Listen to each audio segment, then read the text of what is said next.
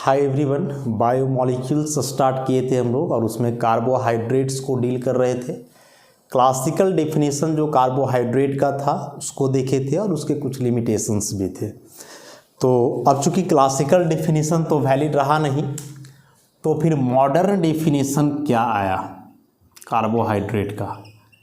Modern definition, तो modern definition के अनुसार कार्बोहाइड्रेट्स को जो डिफाइन किया गया वह कुछ ऐसे: द ऑप्टिकली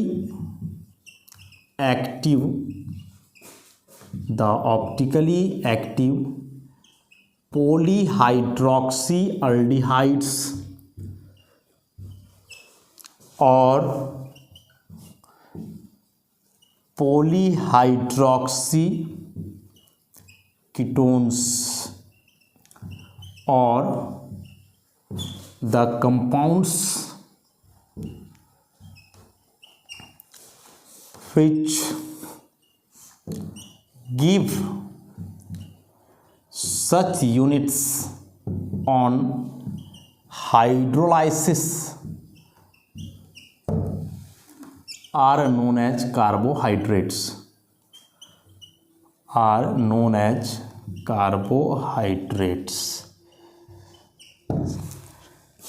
मतलब क्लासिकल डेफिनेशन जो फेल हुआ, रीजन तो उसका हम लोग देख चुके थे। तो कोई भी चीज़ को फेल आप तब बोलोगे जब उससे बेहतर कुछ मिला। तो जब बहुत सारे कार्बोहाइड्रेट्स के बारे में स्टडी किया गया, उन कार्बोहाइड्रेट्स को जाना गया, समझा गया, तो सारे प्रॉपर्टीज जब सामने आए कार्बोहाइड्रेट्स के, तो उसमें से देखा गया कि इन सारे कार्बोहाइड्रेट मॉलिक्यूल्स में कुछ बातें कॉमन थी। और कॉमन क्या कि वे सभी ऑप्टिकली एक्टिव हो रहे थे। ऑप्टिकली एक्टिव क्या है, तो इस बात को काफ़ी डिटेल में हम लोग क्लास 11th जो जनरल ऑर्गेनिक केमिस्ट्री है उसमें पढ़े हैं, आइसोमेरिज वाले चैप्टर में। खैर यहाँ फिर से इसको बताया जाएगा, लेकिन अभी बस याद करके रखें कि ऑप्टिकली एक्टिव होते हैं कार्बोहाइड्रेट्स। और सबसे इम्पॉर्टेंट कि वे पॉलीहाइड्रोक्सी एल्डिहाइड्स, हाइड्रोक्सी मतलब OH, एल्डिहाइड माने CHO, या फिर polyhydroxy ketones, again hydroxy OH and ketone is CO। तो कार्बोहाइड्रेट्स वैसे एल्डिहाइड या कीटोन होते हैं जिसमें एक से ज़्यादा OH ग्रुप होता है। पॉलीहाइड्रोक्सी मतलब जिसमें एक से ज़्यादा OH ग्रुप होता है।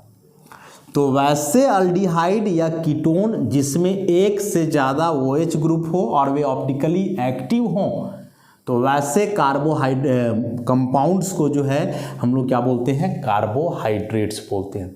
मतलब इतने सारे जो ऑर्गेनिक कंपाउंड्स के वेराइटीज़ हैं, उनमें से कार्बोहाइड्रेट सेलेक्ट करता है किसको, एल्डिहाइड और कीटोन को, और उसमें से फिर साइड में रहेगा क्या, OH ग्रुप मतलब हाइड्रोक्सिल ग्रुप रहेगा। अच्छा, या फिर बोल रहा है कि यदि वे ओरिजिनली पॉलीहाइड्रोक्सी एल्डिहाइड्स या पॉलीहाइड्रोक्सी कीटोन्स नहीं है, तो फिर वैसे कंपाउंड्स होंगे जिनका हाइड्रोलाइसिस के बाद ऐसे चीज़ मिलेंगे। मतलब वे पहले से पॉलीहाइड्रोक्सी एल्डिहाइड्स या कीटोन्स हो सकते हैं, या फिर कोई वैसे कंपाउंड्स, कोई वैसे सब्सटेंस हो सकते हैं जिसका हाइड्रोलाइसिस आप करोगे तो हाइड्रोलाइसिस करने के बाद पॉलीहाइड्रोक्सी एल्डिहाइड या कीटोन मिलेंगे ऐसे।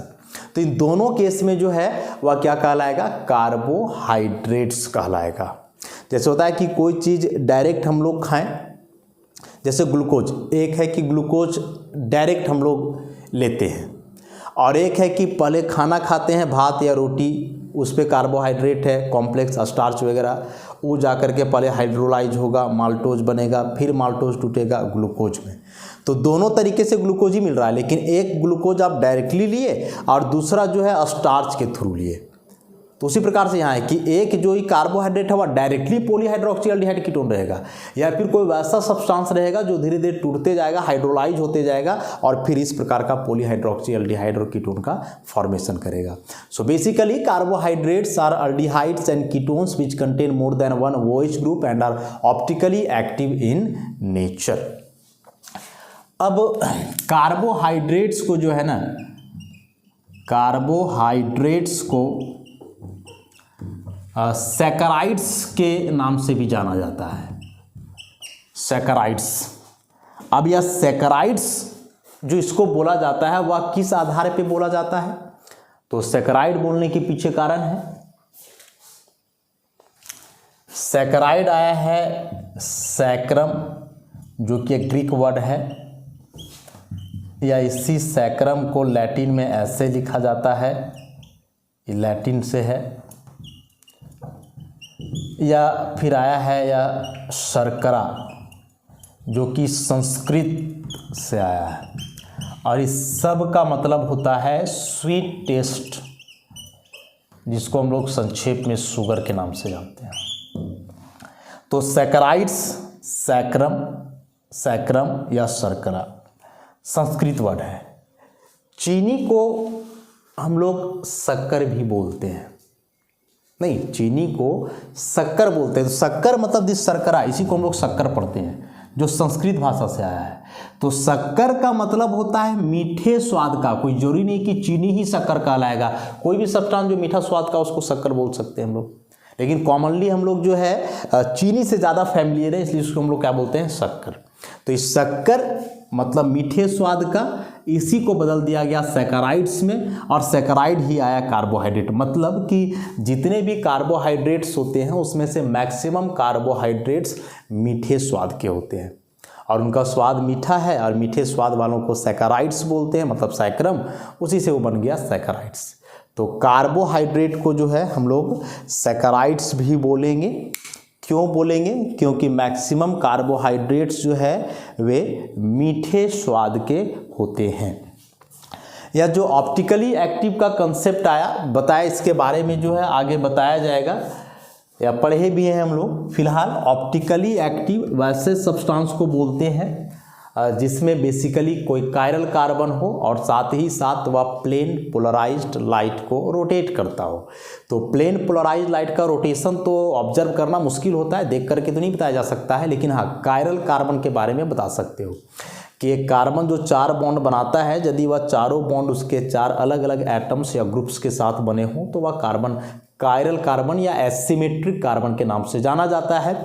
और जिस मॉलिक्यूल में कायरल या एसिमेट्रिक कार्बन हो वह generally, not always, generally optically active होता है। तो इसमें से एक सबसे बेसिक सा कार्बोहाइड्रेट है ऐसा,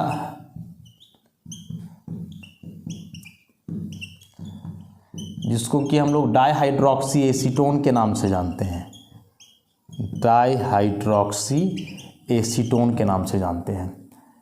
इसमें कोई कायरल कार्बन नहीं है, मतलब ये जो 3 कार्बन है, तीनों में से कोई भी कार्बन वैसा नहीं है जिसके चारों बॉन्ड 4 अलग अलग ग्रुप के साथ बने हो। इस कार्बन का आप देखोगे तो 2 बॉन्ड तो हाइड्रोजन से ही है, जबकि चारों अलग होने चाहिए। उसी प्रकार से बीच वाले कार्बन को यदि आप देखते हो तो इसमें से एक तरफ ऐसा ग्रुप है, दूसरी तरफ ऐसा है, और ये दोनों ग्रुप्स क्या है? सेम, और बाकी 2 बॉन्ड ऑक्सीजन के साथ है। तो यहाँ भी सेम ही ग्रुप्स हैं, तो यह भी कायरल नहीं होगा। अब चूंकि इस मॉलिक्यूल में कोई कायरल कार्बन नहीं है तो इस हिसाब से ऑप्टिकली एक्टिव नेचर का नहीं होगा। So this dihydroxy acetone is the only carbohydrate which is not optically active, मतलब which is optically inactive. Not optically active मतलब ऑप्टिकली इनएक्टिव है। अब जो है कार्बोहाइड्रेट का समझ गए मेन बात, कि कार्बोहाइड्रेट्स बेसिकली अल्डिहाइड्स और कीटोन्स होते हैं, जिसमें एक से ज़्यादा OH ग्रुप होता है, और वे ऑप्टिकली एक्टिव नेचर के होते हैं, मतलब वे प्लेन पोलराइज्ड लाइट को रोटेट कर देते हैं। अब आगे आता है कार्बोहाइड्रेट्स का क्लासिफिकेशन। तो कार्बोहाइड्रेट्स के बारे में अभी जो बताए कि एक तो वे डायरेक्टली पॉलीहाइड्रोक्सी एल्डिहाइड या पॉलीहाइड्रोक्सी कीटोन्स होंगे, या फिर वैसे सब्सटेंस या वैसे कंपाउंड्स हो सकते हैं जिनका हाइड्रोलाइसिस से ये पॉलीहाइड्रोक्सी एल्डिहाइड या कीटोन मिले। तो हाइड्रोलाइसिस के बाद कितने पॉलीहाइड्रोक्सी एल्डिहाइड या कीटोन मिलेंगे, उस आधार पे कार्बोहाइड्रेट को बांटा गया है। नंबर ऑफ हाइड्रोलाइसिस प्रोडक्ट के आधार पे, नंबर ऑफ हाइड्रोलाइसिस प्रोडक्ट के आधार पे जो है इनको बांटा गया है। इसमें से सबसे पहला आता है मोनोसैकेराइड्स। मोनोसैकेराइड्स, ये मोनोसैकेराइड्स का क्या मतलब हुआ भाई? मोनो का मतलब एक, सैकेराइड में कार्बोहाइड्रेट। तो कहने का मतलब हुआ कि यह एक सिंपलेस्ट कार्बोहाइड्रेट होता है जिसका आप हाइड्रोलाइसिस करोगे।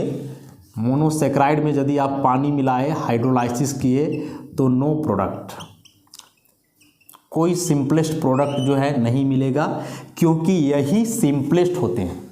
हाइड्रोलाइसिस करके इनको फिर से तोड़ना पॉसिबल नहीं होता है। तो monosaccharides are the simplest form of carbohydrates which can not be further hydrolysed. Carbohydrates के जो सिंपलेस्ट फॉर्म होते हैं जिनका फिर से हाइड्रोलाइसिस करना संभव नहीं होता है, वे कहलाते हैं मोनोसैकेराइड्स।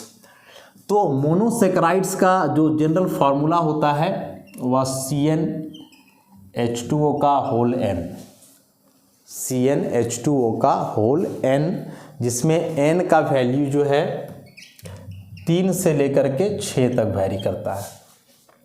अब इसी में से मतलब जो सिंपलेस्ट कार्बोहाइड्रेट है उसमें कम से कम 3 कार्बन रहेंगे ऐसा।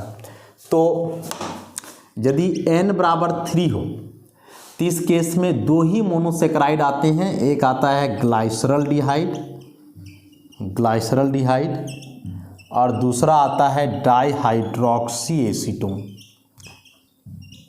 ये 2 वैसे मोनोसैकेराइड हैं जिनका हाइड्रोलाइसिस से कोई प्रोडक्ट नहीं मिलेगा, और साथ ही साथ दोनों में 3-3 कार्बन है। उसी प्रकार से n बराबर 4 में भी 2 हैं, इराइथ्रोज और थ्रियोज। ऐसे ही और भी हैं, इराइथुलोज भी है ऐसे। उसी प्रकार से n बराबर 5 है तो इसमें राइबोज है, एरेबिनोज है, चाइलोज है, लाइजोज है, ऐसे कई हैं, राइबोलोज है ऐसे। ये सभी वैसे मोनोसैकेराइड्स हैं जिसमें 5 कार्बन हैं। मोनोसैकेराइड्स बोर्ड है मतलब इनका फिर से हाइड्रोलाइसिस पॉसिबल नहीं है। और सबसे कॉमन है N=6, जिसमें हम लोग पढ़ते हैं ग्लूकोज, फ्रुक्टोज, मैनोज, उसके बाद गैलेक्टोज ऐसा। तो इनमें 6-6 कार्बन है। तो monosaccharides are the simplest carbohydrates which can not be further hydrolysed and they contain 3 to 6 carbon atoms, और उसमें से सबसे इंपॉर्टेंट ये 6 कार्बन वाले होते हैं। तो ये मोनोसैकेराइड्स हुए। दूसरा कैटेगरी जो है कार्बोहाइड्रेट का,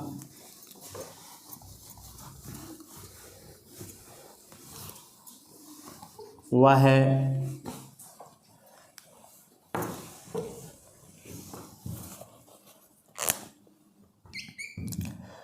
ओलिगोसैकेराइड्स। ओलिगोसैकेराइड्स, ओलिगो जो वर्ड है इसका मतलब होता है फ्यू, कुछ। वहाँ मोनोसैकेराइड था ना, मोनो का मतलब एक, तो एक मतलब सिंगल यूनिट है, उसका फिर से हाइड्रोलाइसिस नहीं होगा। ओलिगोसैकेराइड्स मतलब वैसे कार्बोहाइड्रेट्स जिनका आप हाइड्रोलाइसिस करोगे तो हाइड्रोलाइसिस से कुछ प्रोडक्ट मिलेंगे, कुछ सिंपलेस्ट यूनिट मिलेंगे, मतलब कुछ मोनोसैकेराइड्स मिलेंगे। और जो कुछ यूनिट मिलते हैं वे कितने मिलते हैं? 2 से लेकर के 10 तक। So oligosaccharides are those carbohydrates which on hydrolysis give 2 to 10 monosaccharides unit, कि वैसे कार्बोहाइड्रेट्स जिनका हाइड्रोलाइसिस करने पर 2 से 10 मोनोसैकेराइड यूनिट्स मिले तो वे ओलिगोसैकेराइड्स कहलाएंगे। अब चूंकि 2 से 10 की बात हम लोग कर रहे हैं तो फिर इसमें तो वैरी करेगा ना। अब यदि 2 मिलता है तो फिर वह डाइसैकेराइड्स कहलाएगा, कि जब इसका आप हाइड्रोलाइसिस करोगे तो हाइड्रोलाइसिस करने से 2 मोनोसैकेराइड यूनिट, 2 मोनोसैकेराइड यूनिट मिलेंगे ऐसा, तो डाइसैकेराइड कहलाएगा। एग्जाम्पल के लिए सुक्रोज, जब आप सुक्रोज का हाइड्रोलाइसिस करोगे तो एक मिलता है ग्लूकोज और एक मिलता है फ्रुक्टोज। उसी प्रकार से माल्टोज, इसका हाइड्रोलाइसिस करोगे तो 2 मोनोसेक्राइड मिलेंगे एंड बोथ आर ग्लूकोज। उसी प्रकार से फिर होता है लैक्टोज। लैक्टोज का आप हाइड्रोलाइसिस करोगे तो इससे एक ग्लूकोज मिलता है और दूसरा गैलेक्टोज मिलता है। अच्छा, तो सुक्रोज, माल्टोज और लैक्टोज जिसका हाइड्रोलाइसिस से 2 मोनोसेक्राइड यूनिट्स मिल रहे हैं, तो ये तीनों जो है डाइसेक्राइड्स की कैटेगरी में आए। वेरी वेरी इंपॉर्टेंट, बहुत इंपॉर्टेंट है, हमेशा प्रत्येक वर्ष एग्जाम में क्वेश्चन आता है इससे। हाइड्रोलाइसिस प्रोडक्ट की सुक्रोज का हाइड्रोलाइसिस प्रोडक्ट क्या है, माल्टोज का हाइड्रोलाइसिस प्रोडक्ट क्या है, लैक्टोज का हाइड्रोलाइसिस प्रोडक्ट क्या है। हालांकि आगे डिटेल में भी हम लोग देखेंगे इन सबको, लेकिन यहाँ से डायरेक्टली आप रट करके रखोगे। बहुत इंपॉर्टेंट है, एग्जामिनेशन में आता ही है 100%। उसी प्रकार से डाइसेक्राइड के बाद ट्राइसेक्राइड्स। तो ट्राइसेक्राइड्स का क्या मतलब पता चल रहा है, 3 hydrolysis product, 3 hydrolysis product, 3 hydrolysis product होंगे। जैसे रैफिनोज एक ट्राइसेक्राइड है जिसका आप हाइड्रोलाइसिस करोगे तो मिलता है ग्लूकोज, मिलता है फ्रुक्टोज और मिलता है गैलेक्टोज। तो यदि हाइड्रोलाइसिस से 3 प्रोडक्ट मिले, 3 सिंपलेस्ट यूनिट में वह हाइड्रोलाइज हो रहा हो, तो ऐसे कार्बोहाइड्रेट को जो है हम लोग ट्राइसेक्राइड के नाम से जानते हैं। उसी प्रकार से हो जाएगा टेट्रासेक्राइड्स, टेट्रासेक्राइड्स जिसमें स्टैक्योज जिसका आप हाइड्रोलाइसिस करोगे तो मिलता है ग्लूकोज, मिलता है फ्रुक्टोज और 2 मॉलिक्यूल मिलता है गैलेक्टोज का। अच्छा, तो ये सभी उतने इंपॉर्टेंट नहीं है, लेकिन ये डाइसेक्राइड हम लोग का सिलेबस में है और एग्जाम में क्वेश्चन हमेशा जो है इससे आता है। तो on the basis of number of hydrolysis product, carbohydrates are classified as monosaccharides, oligosaccharides. Monosaccharides means simplest which cannot be further hydrolyzed, and oligosaccharides means those carbohydrates which on hydrolysis give 2 to 10, 2 से 10 monosaccharide unit. अब यदि 2 monosaccharide unit मिलता हो तो ट्राइसेक्राइड, 3 मिलता हो तो ट्राइसेक्राइड्स, 4 मिले तो टेट्रासेक्राइड्स, वैसे ही 5 मिले तो पेंटाहेक्सा, ऐसे करके जो है आगे बढ़ते जाएगा। लेकिन इन सबों में जो सबसे कॉमन है, जो नेचुरली सब एग्जिस्ट करते हैं और जिनके बारे में हम लोग को पढ़ना है, वे कौन से हैं, डाइसेक्राइड्स। और उसमें से ये 3 बहुत कॉमन है, सुक्रोज, माल्टोज, लैक्टोज। सुक्रोज का हाइड्रोलाइसिस से ग्लूकोज फ्रुक्टोज, माल्टोज का हाइड्रोलाइसिस से ग्लूकोज और ग्लूकोज माने दोनों ग्लूकोज, और लैक्टोज का हाइड्रोलाइसिस से ग्लूकोज और गैलेक्टोज। अब अंतिम इसमें आता है, फर्स्ट था मोनोसेक्राइड, दूसरा हुआ क्या, ओलिगोसेक्राइड्स, तीसरा इसमें होता है पॉलीसेक्राइड्स।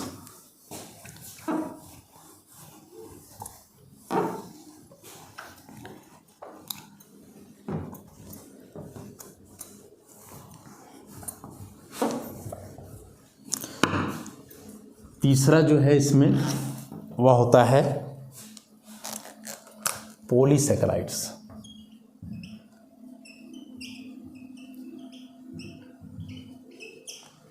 पॉलीसेक्राइड्स ऐसा, तो नाम से स्पष्ट है, द कार्बोहाइड्रेट्स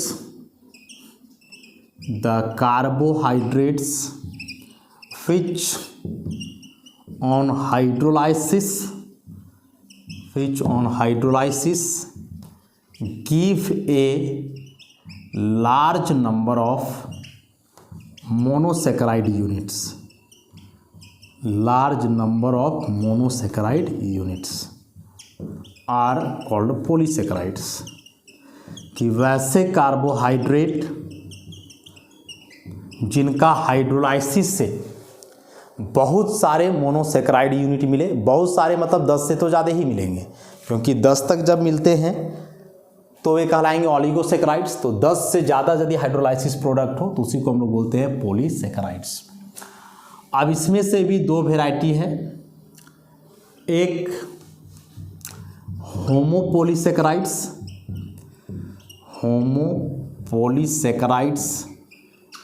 और दूसरा हेटेरोपॉलीसेक्राइड्स। होमो का मतलब होता है सेम, तो वैसा पॉलीसेक्राइड जिसका हाइड्रोलाइसिस से केवल एक ही प्रकार का, only one kind of monosaccharide मिले। नहीं, तो वैसे कार्बोहाइड्रेट्स जिनका हाइड्रोलाइसिस से केवल एक ही प्रकार के मोनोसेक्राइड मिले, माने एक ही प्रकार का बोल रहे हैं, एक ही नहीं बोल रहे हैं। जैसे 20 मिले तो 20 सेम ही होंगे, सेम कैटेगरी के होंगे, तो वे कहलाएंगे होमोपॉलीसेक्राइड्स। और जिसका हाइड्रोलाइसिस से अलग अलग प्रकार के मिले, डिफरेंट काइंड्स ऑफ मोनोसेक्राइड, जिसका हाइड्रोलाइसिस से अलग अलग प्रकार के मोनोसेक्राइड मिले, वे हेटेरोपॉलीसेक्राइड। हेटेरो मतलब डिफरेंट, अलग अलग। अब इसमें क्या क्या आता है, तो इसमें आता है जैसे स्टार्च, इसमें आता है सेलुलोज, इसमें आता है ग्लाइकोजेन, इसमें आता है इन्यूलिन। अब ये स्टार्च, सेलुलोज और ग्लाइकोजेन तीनों का हाइड्रोलाइसिस करोगे तो बहुत सारे मोनोसेक्राइड मिलेंगे और सभी क्या होते हैं, ग्लूकोज। तो स्टार्च का हाइड्रोलाइसिस से यदि 100 मोनोसेक्राइड मिल रहा है तो 100 के 100 क्या होंगे, ग्लूकोज ही होंगे। सेलुलोज से भी सभी क्या मिलेंगे, ग्लूकोज। ग्लाइकोजेन से भी सभी क्या मिलेंगे, ग्लूकोज। तो हाइड्रोलाइसिस से एक सिंगल टाइप का मोनोसेक्राइड मिल रहा है, इसलिए ये सब कहलाएंगे होमोपॉलीसेक्राइड्स। वही इन्यूलिन का हाइड्रोलाइसिस करते हैं तो इससे मिलता है केवल फ्रुक्टोज। अब जिसका हाइड्रोलाइसिस से, मतलब वैसे कार्बोहाइड्रेट वैसे सेक्राइड जिनका हाइड्रोलाइसिस से केवल ग्लूकोज मिले तो वे कहलाते हैं ग्लूकोसेन, और जिनका हाइड्रोलाइसिस से केवल फ्रुक्टोज मिले वे कहलाते हैं fructosan. Very very important. Disaccharide के बाद जो इंपॉर्टेंट है वह यही है, एग्जाम में डायरेक्टली क्वेश्चन उठा करके आ जाता है। ये चारों दिए रहेंगे, पूछा जाएगा चारों में से कौन एक फ्रुक्टोसेन है, मतलब किसके हाइड्रोलाइसिस से केवल फ्रुक्टोज मिलता है, या इसी को दूसरे शब्द में ऐसा पूछेगा कि इसमें से कौन एक ग्लूकोसेन नहीं है, मतलब किसके हाइड्रोलाइसिस से ग्लूकोज नहीं मिलता है, और दोनों का आंसर क्या हो जाना है, इन्यूलिन हो जाना है। तो ये होमोपॉलीसेक्राइड की कैटेगरी में है। उसी प्रकार से जब हेटेरोपॉलीसेक्राइड की आप बात करोगे तो हेटेरोपॉलीसेक्राइड मतलब जिसका हाइड्रोलाइसिस से अलग अलग प्रकार का प्रोडक्ट मिलता हो, तो इसमें से बेसिकली जो आता है वह आता है some specific soluble sugar of pneumococcus type 3। Pneumococcus type 3 एक पॉलीसेक्राइड है, हेटेरोपॉलीसेक्राइड। इसके कुछ पार्ट होते हैं, कुछ स्पेसिफिक सॉल्युबल शुगर होते हैं, मैंने डायरेक्टली यही नहीं, ये अलग अलग टाइप। देख लो, न्यूमोकोकस टाइप 3 है तो टाइप 1 टाइप 2 भी होता होगा ऐसे। तो इसके कुछ स्पेसिफिक जो शुगर होते हैं जो आसानी से घुल जाते हैं, वे होते हैं हेटेरोपॉलीसेक्राइड। उसी प्रकार से फिर है जेंसियानोज, उसी प्रकार से कॉन्ड्रोटीन, ये सभी हेटेरोपॉलीसेक्राइड की कैटेगरी में आता है। तो खैर हेटेरोपॉलीसेक्राइड उतने इंपॉर्टेंट नहीं है, ना तो एग्जामिनेशन के लिए ना तो इनका अकरेंस के आधार पे। तो इम्पॉर्टेंट इसमें से है हम लोग का दिस वन, होमोपॉलीसेक्राइड। तो ये थे नंबर ऑफ हाइड्रोलाइसिस प्रोडक्ट के आधार पे कार्बोहाइड्रेट का क्लासिफिकेशन, मोनोसेक्राइड्स, ऑलिगोसेक्राइड्स, पॉलीसेक्राइड। हम लोग का सिलेबस में जो है और जो पढ़ना है वह है मोनोसेक्राइड, ऑलिगो में केवल डाइसेक्राइड और फिर पॉलीसेक्राइड। इन सब के बारे में जो है हम लोग काफ़ी डिटेल में पढ़ेंगे, इनका प्रिपरेशन, अकरेंस, रिएक्शन, क्या यूज है इन सबों का, इसके बारे में। उसके बाद ये जो क्लासिफिकेशन किए नंबर ऑफ हाइड्रोलाइसिस प्रोडक्ट के आधार पे, तो इसी तरीके से अलग अलग बेसिस पे और भी क्लासिफिकेशन है। तो जिसमें से क्लासिफिकेशन हम लोग और देख लेते हैं स्वाद के आधार पर, टेस्ट के आधार पर, on the basis of test.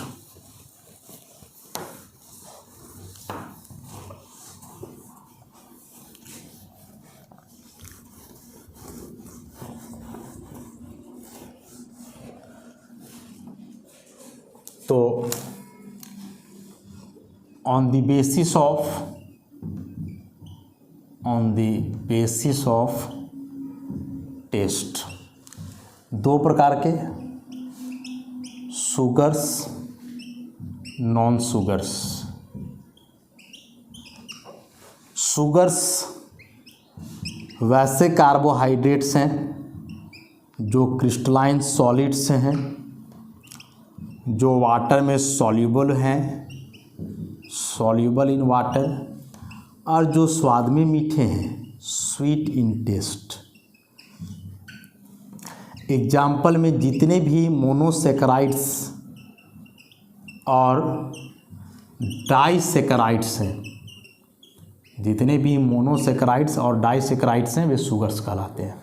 इसी का उल्टा कर दो, ये एमॉर्फस नेचर के होंगे, ऑलमोस्ट इनसॉल्युबल इन वाटर, माने एकदम नहीं घुलेगा ऐसा बात नहीं है, लेकिन लगभग नहीं ही घुलता है, ऑलमोस्ट इनसॉल्युबल इन वाटर। और उसके बाद नॉट स्वीट इन टेस्ट, स्वाद में मीठे नहीं होंगे, not sweet in taste. Example में ऑल पॉलीसेकेराइड्स, ऑल पॉलीसेकेराइड्स ऐसा। So the carbohydrates which are crystalline solids soluble in water and are sweet in taste are known as sugars। जितने monosaccharide और disaccharide हैं इसी कैटेगरी में आते हैं। On the other hand the carbohydrates which are amorphous solids almost insoluble in water and are not sweet in taste are called non sugars. And example में सारे polysaccharides आते हैं। तो एग्जाम में डिफरेंस पूछता है शुगर्स और नॉन शुगर्स के बीच, तो डिफरेंस के फॉर्म में ही जो है इसको लिखाया गया है, ऐसे अलग अलग कैटेगरी में। तो इसी प्रकार से जो आप इसको रट करके रख सकते हो, इसी को आप याद रख सकते हो, ऐसा ही करके।